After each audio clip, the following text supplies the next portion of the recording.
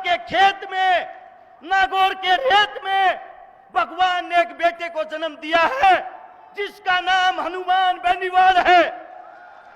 अगर गौर से उसके कामों को देखोगे, उसकी बुलंद आवाज को देखोगे, आपको उसके अंदर आज का भगत सिंह नजर आएगा।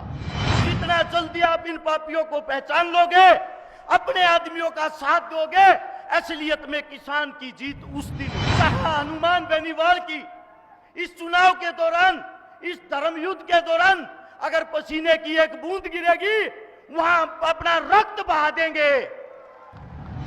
कांग्रेस और बीजेपी दोनों एक ही परिवार के राक्षस हैं। अपने हाथ में एक एक फरसा ले रहे हैं और दोनों का यह कहना है, भाई अगर आपसे नहीं कटे अगले 5 साल में मैं काट लूंगा। भाषण वगैरह तो देने आते नहीं है। आप लोगों के बीच आपकी वो बात बताऊंगा जिससे सुनकर आप लोगों के रोंगटे खड़े हो जाएंगे। 5000 परिवार ऐसे हैं जो आप लोगों के बेटे बॉर्डर पर शहीद करवा दिए और उनके घर में मर्द नाम की चीज ही नहीं रही, जिनकी वंश बेल समाप्त कर दी। भगत सिंह की मां ने एक बात कही थी, बेटा जब तू दोबारा से जन्म लेगा मैं तुझको पहचानूंगी कैसे। भगत सिंह ने कहा था, मां जो अन्याय के खिलाफ लड़ता मिले, जो सड़क रोडों पर संघर्ष करे, जो अपने देश के किसान की आवाज उठाए, समझ लेना वो तेरा भगत सिंह है। भाषण वगैरह तो देने आते नहीं है। आप लोगों के बीच आपकी वो बात बताऊंगा जिससे सुनकर आप लोगों के रोंगटे खड़े हो जाएंगे। किसान महापंचायत रखी गई है।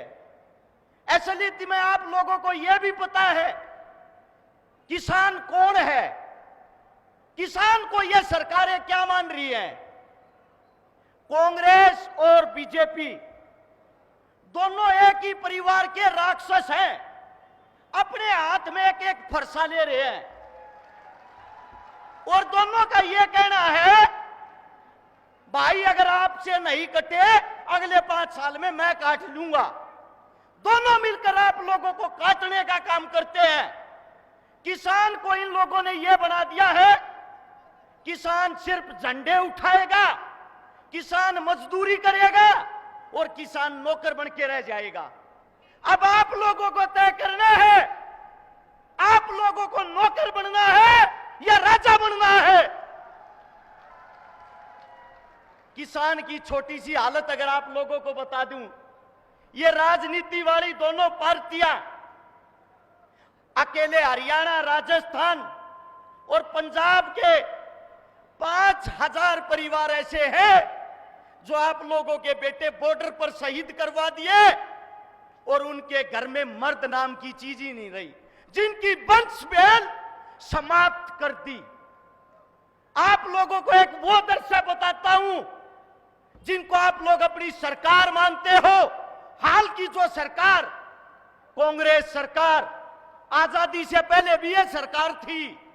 1943 और 44 में एक बहुत भयंकर भूखमरी आई थी बंगाल के अंदर, जिसके दौरान आपकी इस कांग्रेस पार्टी ने अंग्रेजों के साथ मिलकर हर एक किसान का जबरदस्ती से अनाज खोसकर विदेश में भेज दिया। और यहां पर हमारे किसान, इस हिंदुस्तान के किसान, इतनी भयंकर भूखमरी आती है, खाने के लिए इंसान को खाने लग गया। 30 लाख आदमी भूख से मर गए। किसान अपने बच्चों को रेलों के नीचे फेंकने लग गया। ए बेटा, तड़पने से अच्छा तेरी जल्दी जान निकल जाए। ये हालात आपकी इस कांग्रेस पार्टी ने आजादी से पहले अंग्रेजों के साथ मिलकर की थी। कभी पटना बंगाल की भूखमरी, अपने देश को अनाज को बाहर भेज दिया, यहां के किसानों को मरने के लिए छोड़ दिया। और आज आप सोचते हो ये सरकारें आपकी है, यह आप लोगों की बुज़दिली है। आप लोग जितना जल्दी समझ लोगे, एक बात को समझ लेना, भगत सिंह की मां ने एक बात कही थी, बेटा जब तू दोबारा से जन्म लेगा मैं तुझको पहचानूंगी कैसे। भगत सिंह ने कहा था, मां, जो अन्याय के खिलाफ लड़ता मिले, जो सड़क रोडों पर संघर्ष करे, जो अपने देश के किसान की आवाज उठाए, समझ लेना वो तेरा भगत सिंह है।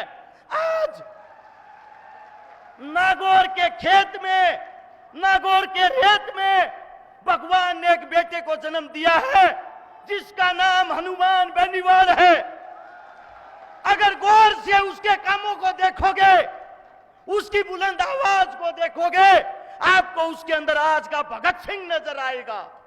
मैं आप सबसे एक बात कहना चाहता हूं, आरएलपी जो हमारी पार्टी है, ये हमारा परिवार है। कई साथी मेरे से कहते हैं, हर्ष भाई ज्वाइन क्यों नहीं करता? मैं उनको एक ही बात कहता हूं, आरएलपी मेरा परिवार है, अपने परिवार को ज्वाइन क्या करना।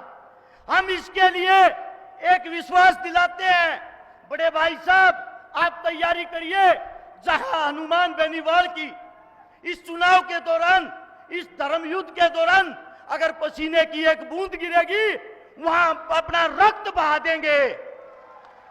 लेकिन इस लड़ाई को अब की बार अधूरा नहीं छोड़ना है। आप लोगों के बीच से 200 वो योद्धा होने चाहिए जो हनुमान जी के साथ कंधे से कंधा मिलाकर जयपुर की तरफ कूच करे, क्योंकि ये लड़ाई न्याय और अन्याय की है। जितना जल्दी आप इन पापियों को पहचान लोगे, अपने आदमियों का साथ दोगे, असलियत में किसान की जीत उस दिन होगी। आप लोगों ने इतने प्यार प्रेम से मेरी बातें सुनी, आप सभी का धन्यवाद। आपके चरणों में दोबारा से राम राम, जय हिंद।